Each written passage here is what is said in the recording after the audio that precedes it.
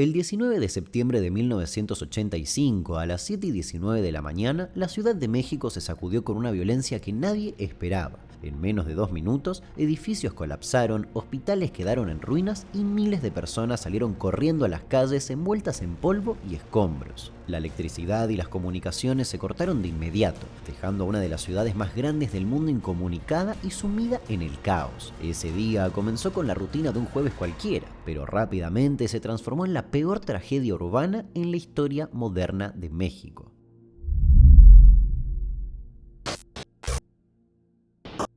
En los años 80, México atravesaba una fuerte crisis económica y política. El periodo de crecimiento, conocido como el Milagro Mexicano, que había dado estabilidad entre los 40 y los 60, ya había quedado atrás y en los 70 había empezado a mostrar sus límites. A comienzos de los 80, la deuda externa se volvió insostenible y en 1982 el país declaró la moratoria, lo que disparó la inflación, redujo el poder adquisitivo y llevó a medidas de austeridad que marcaron la década. La Ciudad de México concentraba gran parte de la población y la infraestructura del país, con más de 6 millones de habitantes en el Distrito Federal y una expansión metropolitana que superaba los 15 millones, era una de las ciudades más grandes del mundo. Ese crecimiento había sido desordenado y la sobrepoblación impulsaba viviendas levantadas con rapidez y sin controles, normalmente ganándole terreno a algunos lagos. Y la planificación urbana estaba marcada por la corrupción en los permisos y la baja calidad de las construcciones. Muchas de las torres levantadas durante el auge económico carecían de controles rigurosos y varias se encontraban ya en mal estado. Sin embargo, la percepción social era que la ciudad era sólida y que un gran sismo era prácticamente improbable. El recuerdo más reciente era el terremoto de 1957, de magnitud 7.7, que había derrumbado el Ángel de la Independencia y dejado alrededor de 700 muertos. Durante días, la ciudad quedó paralizada, con edificios dañados, cortes de servicios y escenas de pánico que marcaron a toda una generación. Pero habían pasado casi 3 décadas sin un gran sismo y ese temor se había diluido al punto de que nunca se creó un sistema formal de protección civil. En otras palabras, no existía una política de prevención ante desastres, no había protocolos de evacuación, simulacros escolares, ni brigadas de rescate entrenadas. El ejército contaba con un plan de emergencia, pero no estaba pensado para una catástrofe de gran magnitud. La mayoría de la población desconocía qué hacer en caso de un sismo y la confianza estaba puesta en que las autoridades actuarían llegado el momento. Y el 19 de septiembre de 1985, el día empezó como cualquier otro. Sergio Rod, por ejemplo, comenzaba la clásica transmisión de batas, pijamas y pantuflas sin saber que en poco menos de una hora el edificio desde donde estaba transmitiendo se vendría abajo. Batas, pijamas y pantuflas. Batas, pijamas y pantuflas. Las 6 de la mañana con 32 minutos. Don Sergio Rod y el equipo de Batas, Pijamas y Pantuflas. Bueno, vamos a iniciar formalmente. A las 7:17, frente a la costa de Michoacán, la tierra comenzó a romperse. El sismo alcanzó magnitud 8.1 y liberó la energía equivalente a decenas de bombas atómicas. 2 minutos después, las ondas sísmicas llegaron al Valle de México y convirtieron una mañana común en la peor tragedia urbana del país. El movimiento se sintió durante más de 1 minuto y medio, y en algunas zonas asentadas sobre el antiguo lago de Texcoco llegó a prolongarse casi 3. Esa diferencia fue decisiva. Mientras en áreas construidas sobre roca los daños fueron menores, en el terreno blando y arcilloso las vibraciones se amplificaron y prolongaron, volviéndose totalmente insoportables para los edificios de 6 a 15 pisos, que eran mayoría en el centro de la ciudad. La electricidad se cortó en gran parte de la capital y la desconexión fue prácticamente total por algunas horas. En Televisa, la conductora Lourdes Guerrero alcanzó a narrar en vivo cómo las lámparas se sacudían antes de que la señal desapareciera por completo. Está temblando un poquitito. No se asusten, vamos a quedarnos 7 de la mañana, Chihuahua, 7 de la mañana, 19 minutos 42 segundos, tiempo del centro de México. Sigue temblando un poquitito, pero pues vamos a tomarlo con una gran tranquilidad. Vamos a esperar un segundo para poder hablar. Y con la televisión totalmente en negro, la única voz que permaneció fue la de la radio. Periodistas y radioaficionados comenzaron a recibir llamados desesperados y poco después Jacobo Zabludovsky tomó su auto y relató al aire lo que veía mientras recorría las avenidas. Algunas estaban intactas y otras reducidas a polvo y escombros. Este edificio que tenía 12 o 14 pisos en Comercial Sansón, se cayó todo el edificio. Vamos a pasar por encima de los escombros también. Todo ese edificio se vino al suelo, está totalmente destruido frente a esa pequeña iglesia. El edificio es la Secretaría del Trabajo aquella, ¿verdad? Porque ahora está confusa la situación. Se vino abajo la Secretaría del Trabajo desde la esquina hasta la paralela. Toda esta manzana donde estaba la Secretaría del Trabajo. Y uno de los momentos más emotivos se vivió cuando, luego de doblar en una esquina, se encontró de frente con justamente Televisa, su lugar de trabajo, que estaba totalmente destruido. Él no lo sabía, pero el periodista y locutor Félix Sordo, entre tantos otros, había fallecido en el derrumbe. Veo las dos torres de Televisa. La torre nueva está en pie, la torre que estaba encima de las oficinas nuestras, las oficinas de la dirección de noticieros, se vino abajo junto con el edificio. Llegando a Televisa, varios edificios caídos, la acera levantada, y ahora, señoras y señores, estoy enfrente de mi casa de trabajo, donde he pasado a lo largo de mi vida más horas que en mi propia casa, y está totalmente destruida. Solo espero que mis compañeros de trabajo, mis amigos, mis hermanos de labor, estén todos bien. No es posible reconocer esta esquina donde todos los días durante tantos años he venido. En cuestión de minutos, decenas de edificios emblemáticos habían colapsado. El Hospital Juárez quedó prácticamente destruido, con cientos de pacientes y trabajadores bajo los escombros. El centro médico sufrió derrumbes parciales que obligaron a evacuar a miles de enfermos a la intemperie. En el multifamiliar Juárez, 3 bloques enteros se desplomaron, mientras que en Tlatelolco la Torre Nuevo León se convirtió en símbolo de la devastación. El Hotel Regis, en plena Alameda, se vino abajo tras una explosión de gas, dejando tras de sí un cráter ardiente en una de las zonas más concurridas de la ciudad. Jacobo, mientras tanto, seguía relatando todo lo que veía. Pero está totalmente destruida la parte donde estaba el restaurante o Cabaret Capri. El edificio de H. Steel resintió algunos daños, pero permanece en pie. El edificio de Salinas y Rocha permanece en pie, pero está totalmente cuarteado y a punto de derrumbarse frente a nosotros. Se está quemando lo que queda del Hotel Regis en su parte inferior. En la calle paralela a la avenida Juárez hacia el norte, vemos enormes columnas de humo. La Secretaría de Marina se derrumbó totalmente.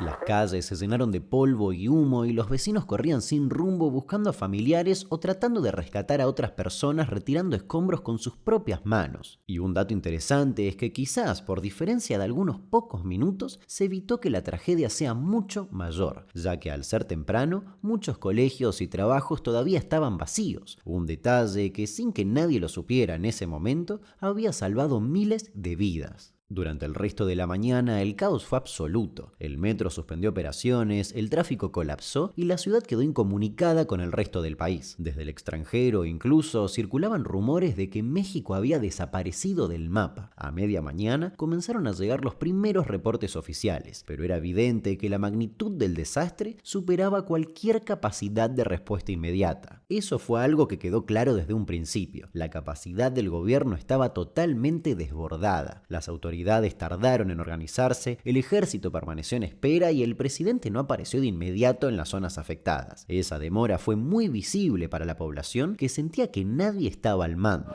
No podemos calcular en este momento números de heridos, no podemos calcular números de muertos, pero por lo que hemos visto en nuestro recorrido, estamos ante un hecho que necesita la solidaridad de todos los habitantes de la ciudad y de todos los mexicanos. Y por eso fueron los propios vecinos los que tomaron la iniciativa. Sin dudas, lo que más representó a esta catástrofe fue la solidaridad ciudadana. Se formaron cadenas humanas para acarrear piedras y escombros y con cuerdas improvisadas intentaban sacar a quienes pedían ayuda desde huecos entre losas colapsadas. En medio de esa movilización espontánea, surgieron grupos que se mantendrían por días enteros en los sitios más devastados.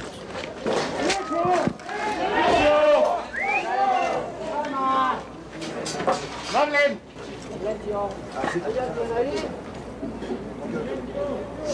¿Hay alguien ahí?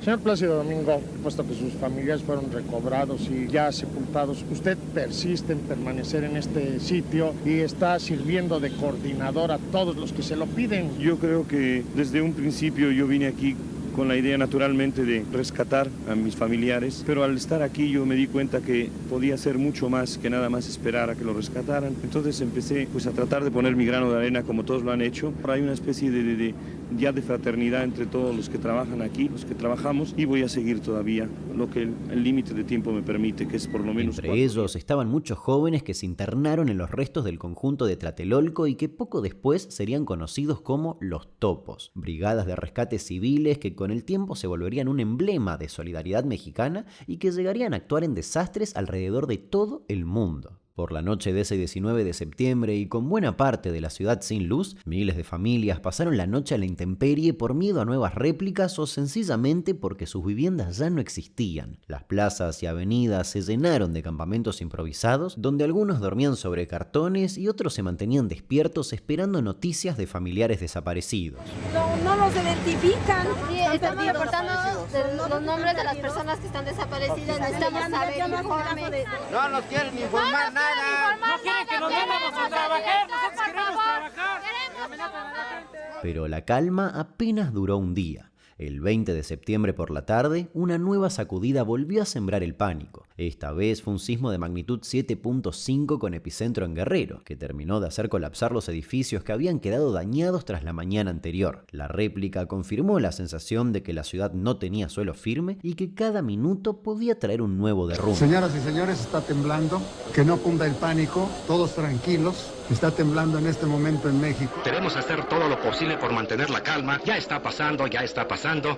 Yo creo que esto ya se está pasando. Nosotros estamos aquí en las cabinas para llevarles información de todos sus familiares. Ojalá esto no haya sido tan fuerte, porque en verdad no se sintió demasiado fuerte como el temblor de ayer. Todavía se siente alguna cosita más, pero ya está pasando. La Universidad Nacional Autónoma de México suspendió clases por una semana para que los estudiantes puedan integrarse como voluntarios en brigadas de apoyo y puso a disposición su infraestructura. Así, los labores de rescate se multiplicaron. Durante semanas, miles de voluntarios seguían removiendo escombros y buscando sobrevivientes, y algunos hallazgos son realmente increíbles. Por ejemplo, el caso de los llamados Niños del Milagro, recién nacidos del Hospital Juárez, que fueron encontrados con vida casi una semana después del terremoto, tras sobrevivir bajo los restos del edificio en condiciones que parecían imposibles. Cuando faltan menos de 14 horas para que cumplan una semana enterrados en vida, empiezan a salir a la boca del túnel 3 bebés rescatados aquí del Hospital Juárez. Ahora es cuando van a sacar al primero de los bebés después de que ha sido revisado por los pediatras. Y la ayuda también llegó desde afuera. En los días posteriores comenzaron a arribar brigadas internacionales con perros de rescate, sensores y experiencia en desastres. Equipos de Francia, Japón, Estados Unidos, Israel y otros países se sumaron a las tareas aportando tecnología y apoyo humano y no humano que complementaban el esfuerzo de los voluntarios locales. El coronel Bernard Aujoulet, jefe de la brigada francesa, afirmó que la principal herramienta para salvar vidas de entre los escombros fueron los 36 perros entrenados que utilizaron, que les permitió salvar vivas a 50 personas. En estas dramáticas horas, quiero enviar a la nación mexicana, en nombre de España y de los españoles, un saludo fraternal, hondo y solidario. Mexicanos, estamos con vosotros como hemos estado siempre. Pero irónicamente, el problema fue que comenzaron a llegar tantas donaciones y en cantidades tan grandes que resultaron contraproducentes. Aviones de distintos países descargaban toneladas de medicamentos, ropa y alimentos, pero la falta de un sistema organizado convirtió la ayuda en un problema. Cajas con medicinas llegaban abiertas, con instrucciones en otros idiomas y mezcladas con ropa usada o productos que se echaban a perder antes de poder distribuirse. Los voluntarios pasaban horas e incluso días abriendo y clasificando cada paquete para intentar entender qué contenía. La magnitud de la solidaridad terminó desbordando la capacidad de manejo y evidenció una vez más la ausencia de una estructura preparada para enfrentar un desastre de esta escala. Por favor, no destapen esas cajas de ahí, se los suplico. A ver, ¿quién las está destapando? No destapen todas estas cajas. Esas cajas déjenlas ahí como están, que ya están. En paralelo, se improvisaron espacios para enfrentar la parte más dura de la tragedia. Así, el estadio de béisbol del Seguro Social fue convertido en una morgue, ya que los anfiteatros y funerarias de la ciudad no daban abasto. El campo de juego quedó cubierto con cadáveres dispuestos en hileras, conservados con hielo, mientras las personas llegaban en busca de sus familiares y conocidos desaparecidos, tarea que se complejizaba a raíz del estado de descomposición en el que algunos cuerpos se encontraban. Las cifras oficiales hablaban de al menos 5.000 muertos, que correspondían a los cuerpos recuperados y certificados legalmente. Sin embargo, organizaciones civiles y grupos ciudadanos estimaban el número real entre 10.000 y hasta 30.000 víctimas. Mientras tanto, les decimos que continúan las tareas de rescate. No hay cifras definitivas, pero hay quienes aventuran que hasta por lo menos 15.000 personas pueden haber muerto tranquilamente aquí en México, Distrito Federal. Hasta mañana. Los cuerpos que no fueron reconocidos terminaron en fosas comunes, una medida que nadie quería tomar pero que se llevó a cabo ante la saturación de las morgues y el temor a epidemias, ya que tanto la población como los socorristas estaban convencidos de que la descomposición podía desatar enfermedades, por lo que se implementaron medidas simbólicas de higiene y desinfección y hasta campañas de vacunación masiva. Por eso, durante días se aplicaron dosis contra tétano y hepatitis a rescatistas y vecinos hasta que las autoridades y especialistas lograron explicar que los cadáveres no representaban un riesgo inmediato de epidemias y que las grandes plagas no se originaban de esa manera. De hecho, los problemas de salud que realmente aparecieron no vinieron de los cadáveres, sino de la falta de higiene en el agua y en los alimentos. Con la red de agua potable dañada, muchas personas dependían de fuentes improvisadas y no siempre había condiciones adecuadas para almacenar y repartir lo que llegaba. A eso se le sumaba la escasez de refrigeración y el hacinamiento en albergues, donde la comida se echaba a perder fácilmente. Como consecuencia, las autoridades reportaron sobre todo infecciones gastrointestinales, diarreas y enfermedades de la piel. Y si bien el terremoto de 1985 no fue el más fuerte que se registró en México, sí fue el más destructivo para la Ciudad de México. La razón, como se dijo anteriormente, está en gran medida en el suelo sobre el que está construida la capital. Gran parte del centro urbano se levanta sobre lo que fue el lago de Texcoco, un terreno blando y arcilloso que actúa como una caja de resonancia. Por eso, las ondas sísmicas que en otras regiones se disipan con rapidez, en la capital se amplifican y prolongan, aumentando la intensidad y duración del movimiento. Y a esa condición natural se le sumó el factor humano que también mencionamos al principio, la corrupción y la deficiencia en la construcción de miles de edificios durante el auge económico de décadas anteriores. En los años del milagro mexicano se levantaron grandes edificios con una rapidez que muchas veces dejó de lado la calidad. En varios casos se utilizaron materiales por debajo de lo especificado en los planos o se hicieron modificaciones sin supervisión técnica. Exactamente lo mismo sucedió con los hospitales, que en cuestión de minutos sufrieron grandes daños y la ciudad quedó con miles de heridos y sin la infraestructura necesaria para atenderlos. En otras zonas, como los talleres textiles de San Antonio Abad, las condiciones eran precarias incluso antes del sismo. Edificios con divisiones improvisadas y sobrecarga de maquinaria colapsaron sobre cientos de costureras, muchas de ellas sin contrato ni seguridad laboral. Durante muchos años, quizá a lo largo de toda nuestra vida, hemos sido completamente indiferentes a la destrucción, a la renovación, al ritmo de la Ciudad de México. Durante este tiempo también hemos sido indiferentes hacia muchos de los grupos que integran esta complejísima sociedad que forma la del Distrito Federal. Al parecer tenía que ocurrir una desgracia tan grande como la del 19 de septiembre para que se cayeran las fronteras y los muros que separan unos grupos de otros. Por todas estas razones, el terremoto dejó al descubierto no solo la fragilidad física de la ciudad, sino también las fallas de un sistema político que había perdido credibilidad. La reacción lenta del gobierno, la negativa inicial a aceptar ayuda extranjera y la ausencia de un plan de emergencia marcaron un antes y un después en la relación entre el Estado y la sociedad. De esa crisis nació el Sistema Nacional de Protección Civil, creado en 1986. Ahí se actualizaron los reglamentos de construcción que endurecieron las normas sísmicas y obligaron a reforzar edificios vulnerables. Además, cada 19 de septiembre se realizan los macrosimulacros, que se repiten cada año a la misma hora en que comenzó el sismo. Poco después se implementó la alerta sísmica, un sistema pionero en el mundo que avisa segundos antes de que llegue un temblor fuerte. Y dato de color, este desastre alcanzó a la Copa del Mundo de 1986, ya que durante semanas se especuló con la posibilidad de que México perdiera la sede por la destrucción de la capital. Finalmente el Mundial se realizó, pero en la inauguración, el presidente Miguel de la Madrid fue recibido con abucheos. Señor presidente, licenciado Miguel de la Madrid Hurtado, a usted nuestro profundo agradecimiento por el gran apoyo y confianza que le ha dado al comité organizador de la República, don Miguel de la Madrid, presidente de los Estados Unidos mexicanos.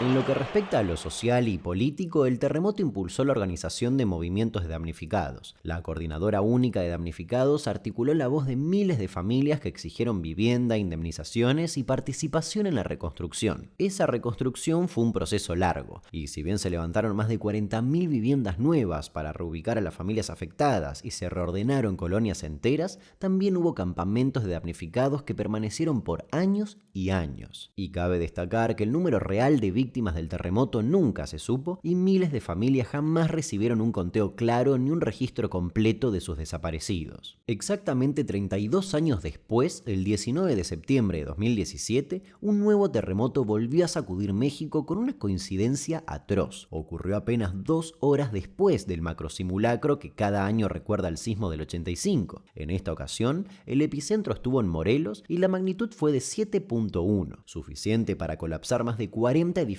en la Ciudad de México y dejar 369 muertos. Aunque la cifra fue muy inferior a la de 1985, la magnitud de la tragedia no puede subestimarse. Lo que sí resultó evidente fue que las medidas tomadas hicieron que la catástrofe no alcanzara dimensiones aún mayores. El contraste estuvo en que, a pesar del dolor, la ciudad pudo responder de otra manera, con evacuaciones masivas, rescates más organizados y una sociedad civil que volvió a salir a las calles exactamente como en el 85, pero ahora acompañadas de estructuras y recursos que antes no existían. En esta ocasión, hasta Luisito Comunica transmitió en vivo desde la calle. Hola amigos, ¿cómo están?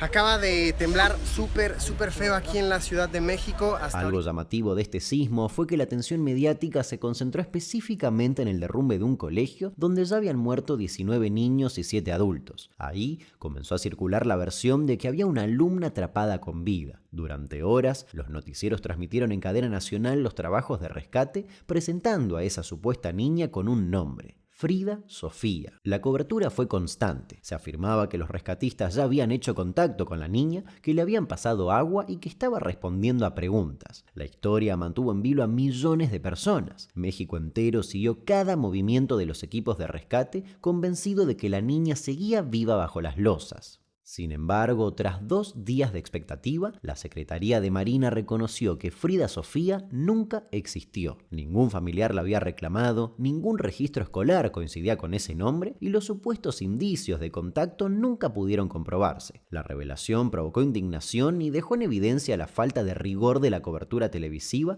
que había convertido un rumor en una absoluta verdad nacional. Pero eso no fue todo. El 19 de septiembre de 2022 hubo otro sismo, esta vez de magnitud 7.6 a 7.7, que sacudió la región entre Michoacán y Colima apenas unos minutos después del simulacro. Son las 13:05 aquí en el estudio de Foro TV, por supuesto. Sigue gente afuera. Esto parece que no es parte del simulacro, según lo que me están informando. Dios mío.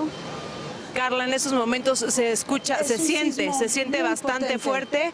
Al menos 2 personas murieron y unas 35 resultaron heridas, con una réplica de magnitud 6.8 el 22 de septiembre que provocó 3 muertes adicionales. Tanto este último sismo como el ocurrido en 2017 dejaron en evidencia que muchos de los cambios impulsados tras la tragedia de 1985 no fueron en vano. La implementación de la alerta sísmica, los simulacros regulares, las reformas en los códigos de construcción y la preparación de la sociedad civil lograron reducir el impacto de lo ocurrido. Las víctimas fueron muchas menos, la respuesta fue mucho más rápida y coordinada y la sociedad supo cómo actuar. Pero también quedó claro que todo eso llegó tarde para otras miles de personas. Hubo que atravesar una de las peores catástrofes de la historia mexicana para que el país tomara en serio el riesgo sísmico. Y si bien es imposible cambiar lo que pasó, cada vez que vuelve a temblar hay una certeza que se fortalece. Lo aprendido en 1985 sigue salvando vidas.